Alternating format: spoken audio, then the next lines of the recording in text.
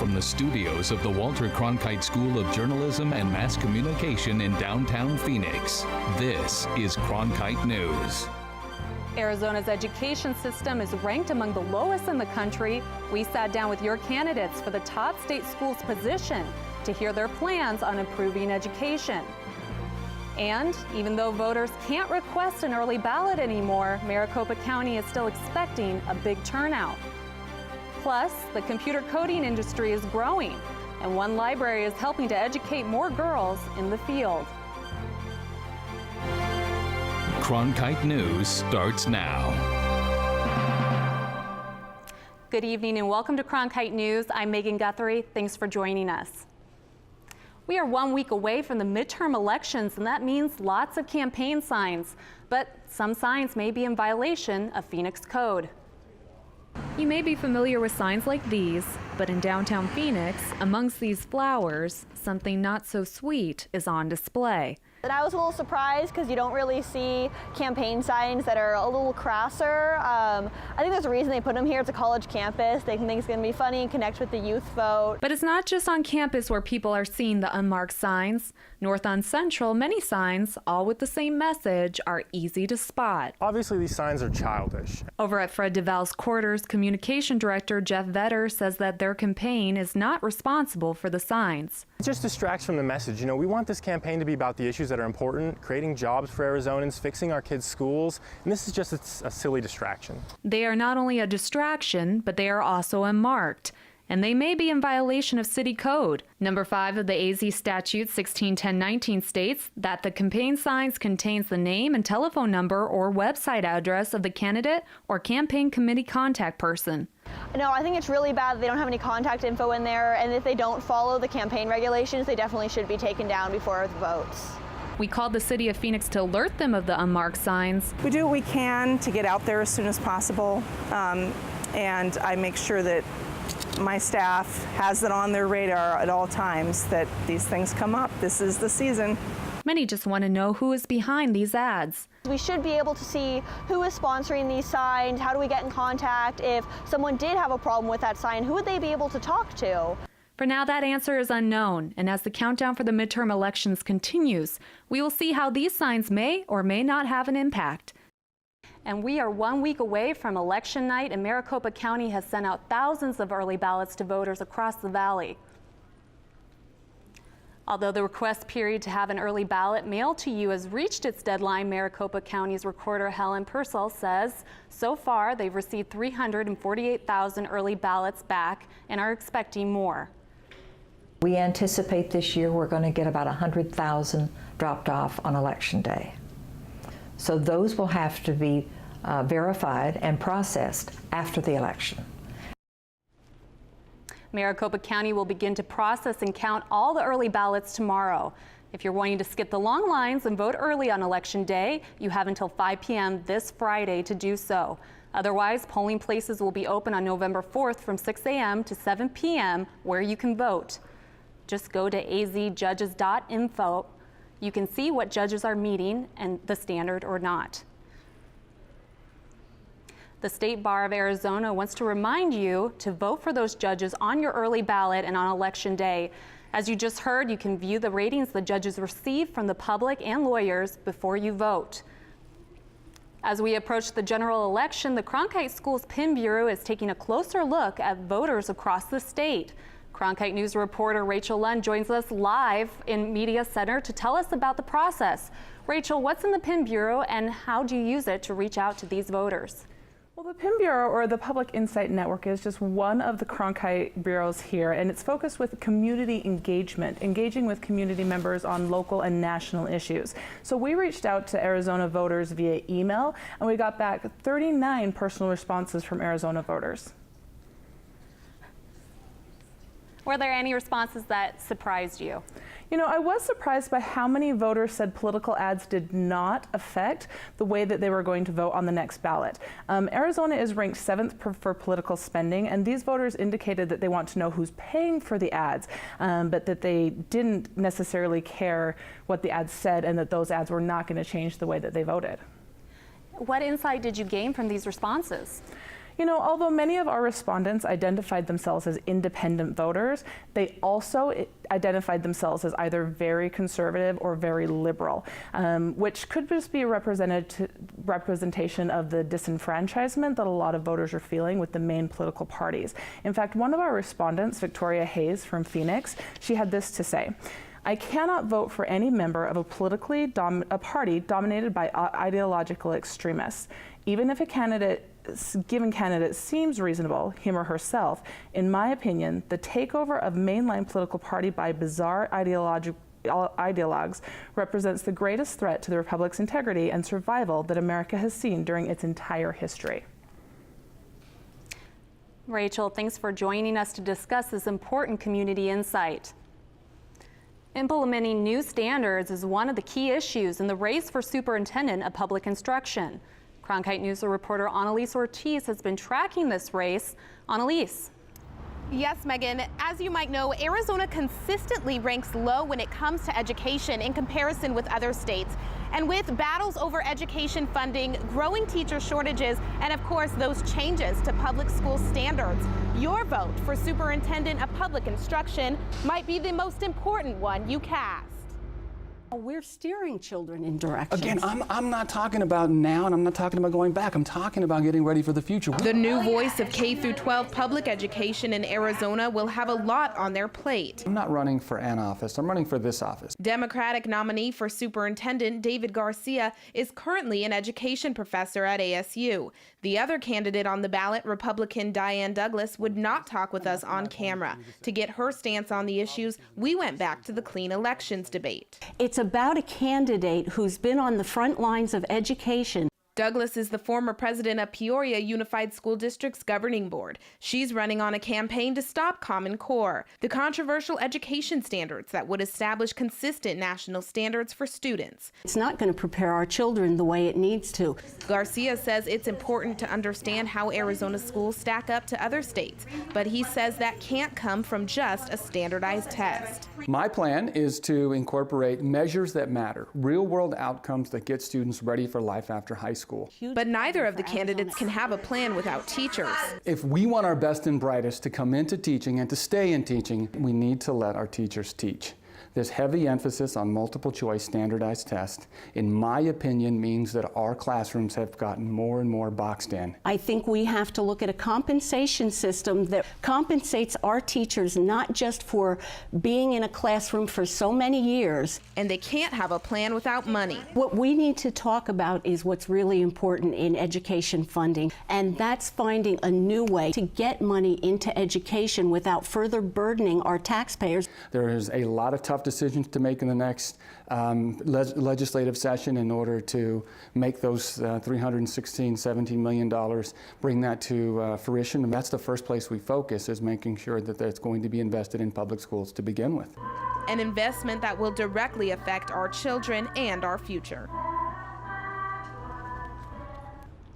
Again, I reached out to Diane Douglas several times, but she declined to interview on camera. Now, Arizona is one of just 13 states in which the superintendent position is an elected position. And David Garcia says it's concerning that it's been such a long time since we've had an actual educator hold that position.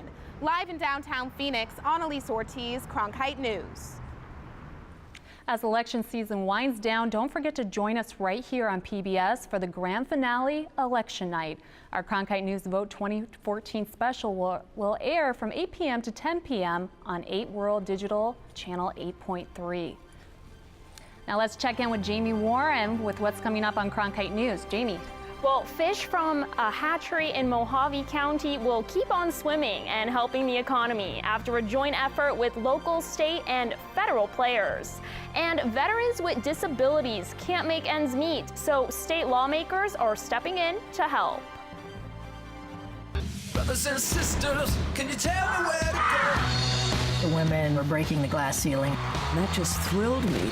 We're traveling back in time to help solve family mysteries. No way! That's amazing. A new deal for the American people. We wouldn't be who we are without them. I just gotta get on back to my home at any cost. Nah.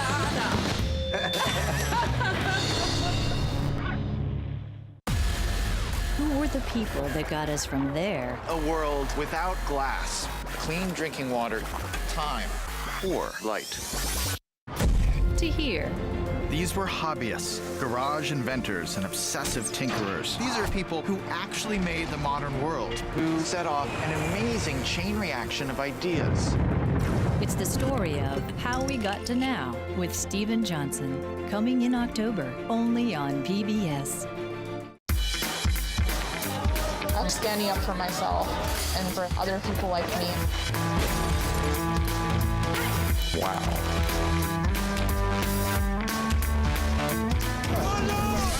This is a bit odd. Are you okay? It's kind of insane, but in a good way.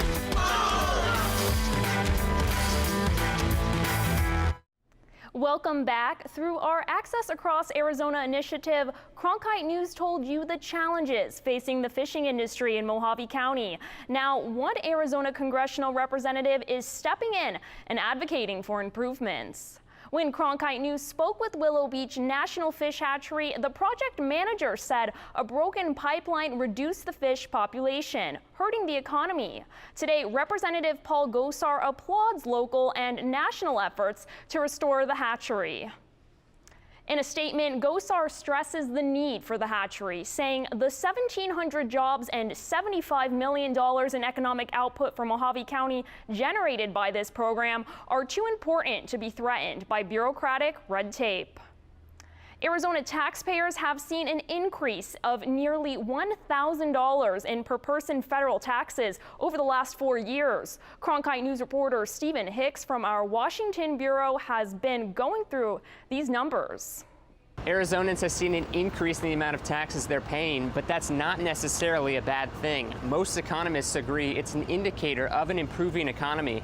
But what economists can't agree on is the degree of that improvement. Arizona mirrors the nation. Over the last 4 years, Arizonans have seen their federal taxes go up more than $7 billion, or almost $1,000 per capita. A spokesman from the National Taxpayers Union said that the tax increase could be a sign that the economy has improved, but that it could also be driven by other factors. Ryan Ellis of Americans for Tax Reform said in an email that this increase is entirely cyclical and based on economic performance nationally. However, one economics professor said that while the cycle is better, we shouldn't be too excited. It's not as good a story as these data would suggest. Over the last 10 years, what has it done? And the answer is not very much. We started at the top of the Grand Canyon and now we're back there. He also said the increase could be reflective of the federal tax holiday that dropped the federal payroll tax in 2011 and 12 from 6% to 4%. Looking at the bigger picture, Arizona and the rest of the U.S. are just getting back to what federal taxes were before the Great Recession in 2008.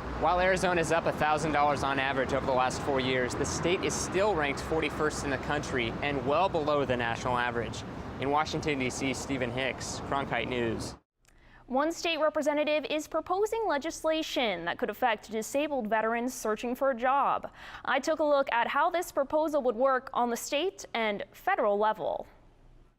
6 years after serving his country, Brian Smith says the side effects are still there. Traumatic brain injury, multiple herniated discs in my back and shoulder. An Army veteran, Brian re-enlisted after 9/11 and worked as a nurse during Hurricane Ike. Somehow, while moving equipment and supplies, I fell about 30 feet and was found unconscious. He now receives disability from the VA and Social Security, but Representative Steve Smith says the pay cut many veterans receive once they're put on disability isn't fair. It's almost meant to be stay at home, here's your pension, here's your disability, have a nice life. Under federal law, veterans cannot make over a certain amount of money while receiving benefits at the same time. Here's what's going on, here's how these people are being affected, change these ridiculous laws and let these people go and earn a living. And at the local level, Representative Smith wants to allow business owners to give veterans they hire a per diem. Allowing them to give them transportation costs, or allowing them to give room and board in addition to the paltry pay they're able to make. For Brian, he says his injuries are too severe to continue working. You're used to being the breadwinner or the person that provides for your family and now you can't do that anymore. But he agrees that any bit of additional help is needed for his fellow veterans. Representative Smith says the proposal won't begin until the next legislative session. Now to Ariana Graney with more Cronkite News. Arizona utility companies are energizing kids about jobs in the industry. And this East Valley student is back on the field after suffering a shocking injury.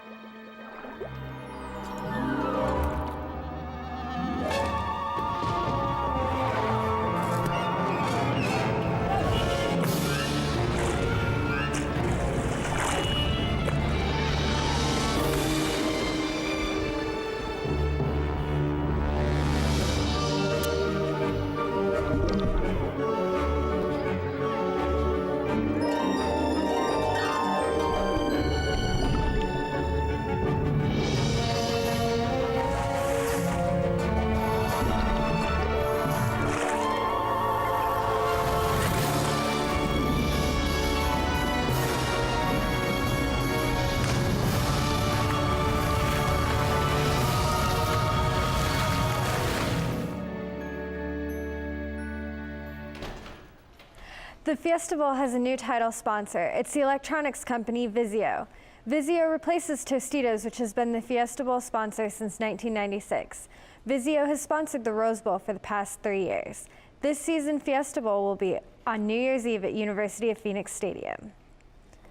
Coming back from one knee injury is a tough task, but coming back from two is even harder. I take you out to Skyline High School in East Mesa. There's no doubt that high school football is a dangerous sport. Skyline High School quarterback Jake Roberts knows the risks all too well. First time, I tore my ACL, MCL, and meniscus. And the second time, I just tore my ACL and meniscus second time. 2 consecutive knee injuries, 2 consecutive years. So as we were getting him back, to playing speed, he got hurt again. And so his progress was slowed down. Returning to the field for his senior year as starting quarterback was something Roberts wanted. It means everything to me, just from having to go through all that stuff, ACLs are some of the longest recovery times. But his return wasn't easy. The hardest part of his recovery was staying motivated to know that I'm gonna make it through. The first time, honestly, I knew I was gonna make it through. It was gonna be easy. I had confidence in myself that I could make it back. But as quarterback and team leader, Roberts didn't want to disappoint the team. They had trust in me, so I wanted to kind of do it for the other guys on the team that wanted me to come back. And the other guys on the team have responded. I look up to the kid because he leads by example, by the way he plays and the way he always gives his effort, full effort. So I love the guy. It was just like old times. They trusted me and I trusted them, and I know that my success depends on them. And we work together as a team really well, and we all love each other a lot. Now Roberts hopes his resilience through injury and success on the field will soon lead to an opportunity in college football.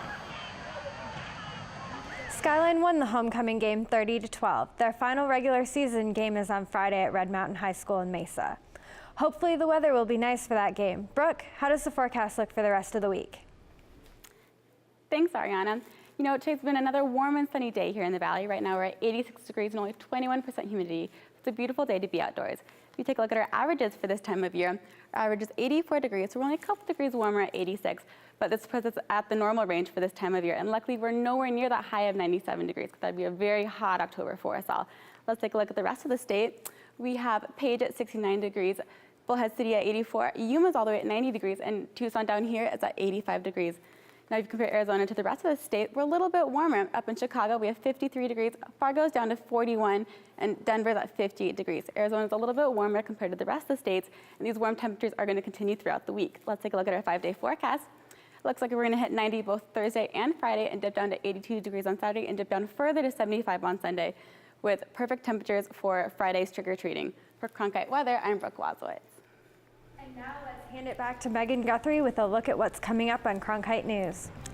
The Chandler Library practices ladies first when training the next generation for computer coding.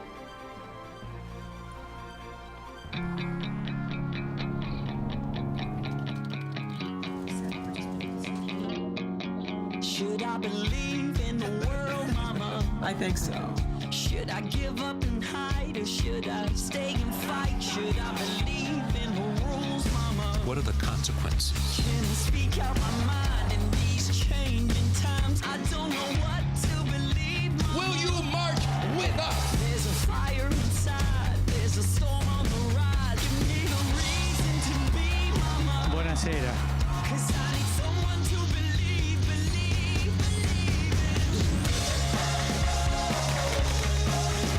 The world is more complicated than it's ever been. The News Hour is always going to take you deeper and take you broader. And that is worth fighting for. Night after night, 7 days a week. I'm Maria Hinojosa. I'm Gwen Eichel. And I'm Judy Woodruff. On behalf of all of us here, thanks for watching. Friday nights, it's the PBS Arts Fall Festival with our host, Emmy and Tony Award winner Kristen Chenoweth. Join me for an incredible season of performances and stars, including Emma Thompson, Nathan Lane, the best of Austin City Limits, Tony Bennett and Lady Gaga, and so many more. It's the very best of the arts every Friday night. The PBS Arts Fall Festival starts Friday, September 26th at 9/8 Central, only on PBS. It's that time of year when high school students start to think about post-secondary education, and some students attended an event where they learned about jobs in a unique field. Reporter Mackenzie Scott attended the expo where she learned more about the event. Mackenzie. Yes, the Science Center hosted the very first annual Get Energy into Education Expo, where students got to learn more about the energy field and whether they might want to pursue a career in it. What do you want to do when you grow up is a question often asked to high school students. And the first annual Arizona Get Into Energy Education Expo aims to show students that energy could be the answer. Just learning about energy, how it works, how it's transferred into other things, how they do it, learning the line work that they do, how just all sorts of different events and different stuff to learn how to do it. Students came from all over Arizona to learn more about the field, including Aaron Nagbar, who came with his school from Surprise. Representatives from the energy field were also at the event, including one for the nation's largest power producer, Palo Verde Nuclear Generating Station. Bob Beement, Senior Vice President of Site Operations for Palo Verde, says the industry needs energy workers for the future as present workers retire. And as the baby boomers move out and we move into retirement, we need to have workers that are going to come in and not only carry on, but improve the way that we deliver electricity to all the households. And the event has made students consider pursuing a career in energy. Definitely opened my eyes to what I can do, since I've never really known anything about it, but it's definitely showed me a few things I've shown interest in. It's also shown students what energy can do. Now, the utility industry is expected to lose about 40% of its workers in the next couple of years due to retirements. So the expo was meant to educate and pique students interested in an industry that needs more workers. Live in Phoenix, Mackenzie Scott, Cronkite News. The computer coding industry is on a growth cycle, and yet only a small percentage of women work in the field. But as Elle Johns reports, the Chandler Library is helping change that dynamic. Elena Ashton is a 7th grader who wants to follow in her parents' footsteps. Both my parents work at Intel, and so I kind of wanted to be an engineer just like them. But her school doesn't offer coding classes. We use computers and all, but we don't do software and stuff, so this is my first time. The Chandler Library is filling in this education gap by offering an opportunity to learn coding. When they get done, they'll be able to do things like develop a video game or create an app, things like that. The class is open to girls in 6th to 8th grade, and the goal? Get the numbers of girls in those kind of activities to grow and not be as intimidating for them. But the goals don't end there. The library hopes to have a positive impact in the community as well. We feel like we're making a mark on the economy, even in a positive way for Chandler, to be able to start putting or helping put out kids that have an additional skill set. With this solid foundation, Elena is already planning for her future. I want to go to Stanford or ASU. But for others, they are just looking for a fun hobby. It's really fun. Today I made a crab propose to a unicorn. The Chandler Library is the first in the state to offer this class and is looking to continue advancing the tech community. In Chandler, Elle Johns for Cronkite News. The class is free to girls in 6th to 8th grades and meets every Monday for 2 hours and 5.5 months. Anyone interested can contact the Chandler Library. That's it for Cronkite News tonight. Thanks for joining us. Good night.